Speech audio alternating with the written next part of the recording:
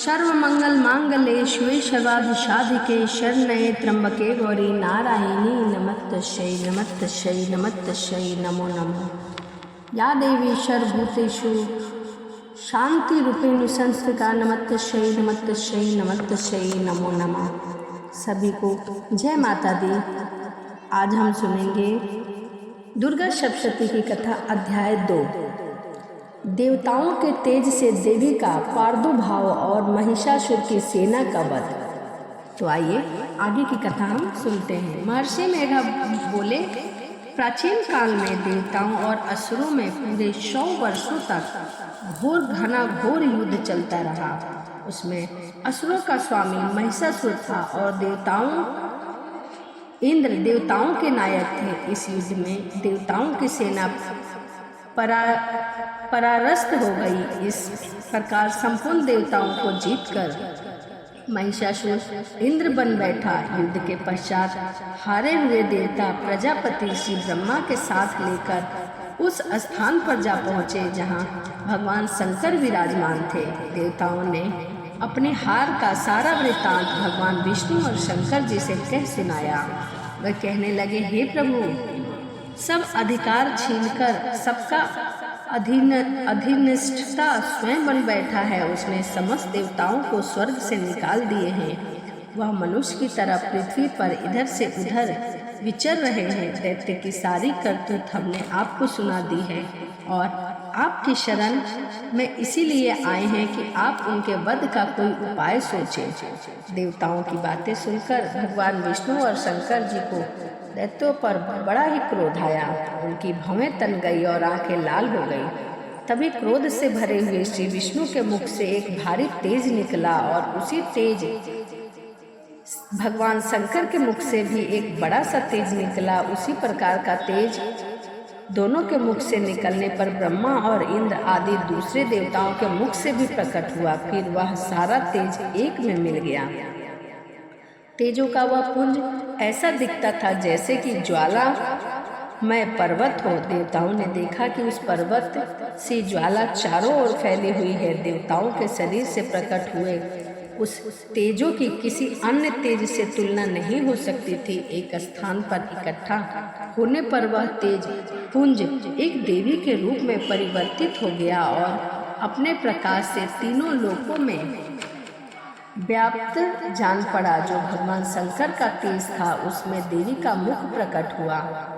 यमराज के तेज से उनके सिर और बाल बने। भगवान विष्णु के तेज से उनकी भुजाएं बने। चंद्रमा के तेज से दोनों स्तन और इंद्र के तेज से कमर का भाग बना। वरुण के तेज से जंघा और पिंडलियां तथा पृथ्वी के तेज से नितंब भाग बना। ब्रह्मा के तेज से दोनों चरण और सूर्य के तेज से उनकी अंगुलियां पैदा हुई।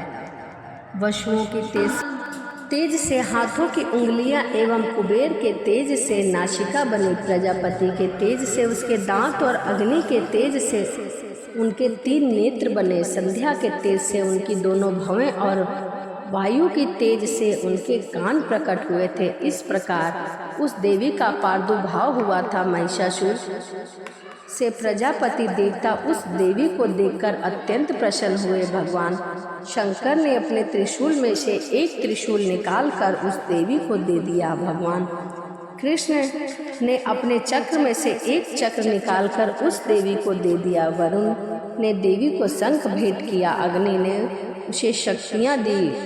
वायु ने उसे धनुष और बाण से पूर्ण तरकश दिए। सहस्त्र नेत्रों वाले देवराज इंद्र ने उसे अपने व्रज में से उत्पन्न करके एक व्रज दिया और ऐरावत हाथी का एक घंटा उतार कर दिया।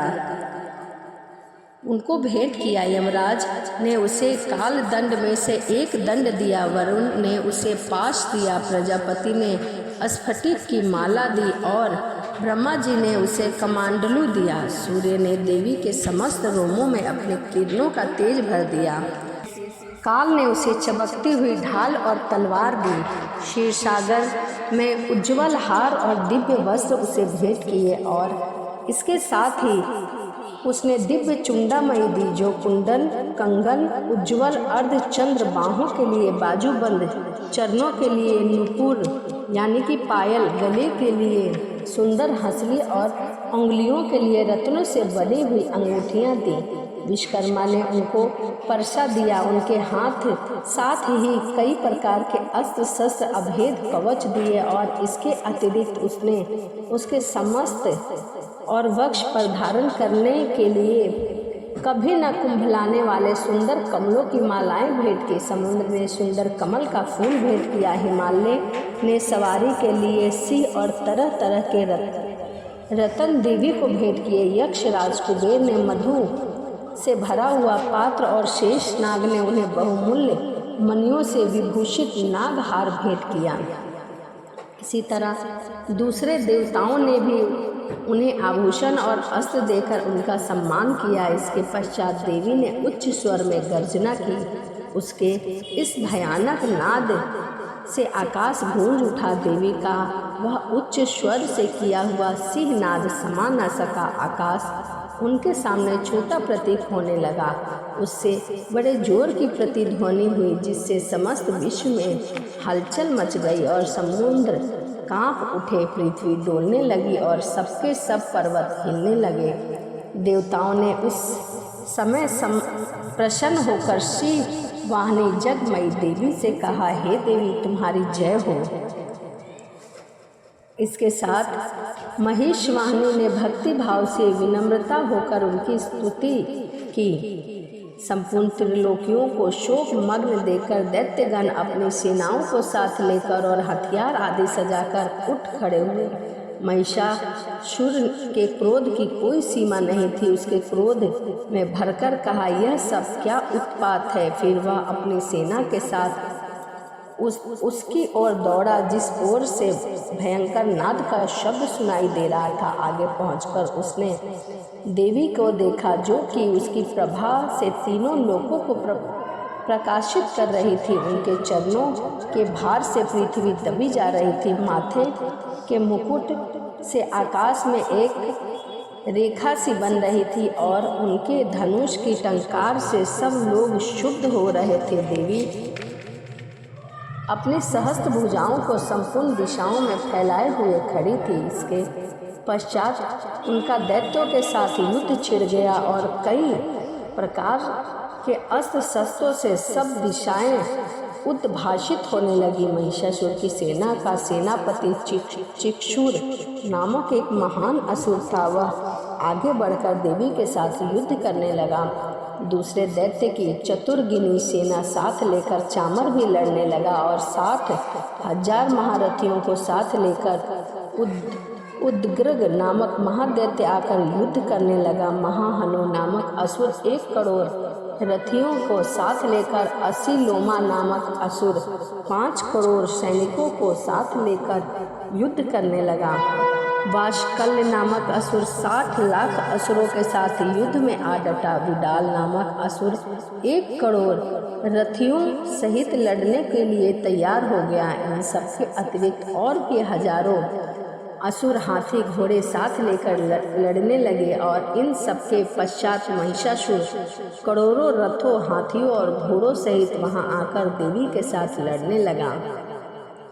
सभी असुर तोमर, अभिनिंदी, पाल, शक्तियाँ, मूषल, खड़ग, परशा, पट्टीशन के साथ रणभूमि में देवी के साथ युद्ध करने लगे। कोई शक्तियाँ फेंकने लगा, कोई अन्य सहस्त्र। इसके पश्चात सबके सब दैत्य अपनी अपनी तलवारें हाथ में लेकर देवी की ओर दौड़े और उन्हें मार डालने का उद्योग करने लगे।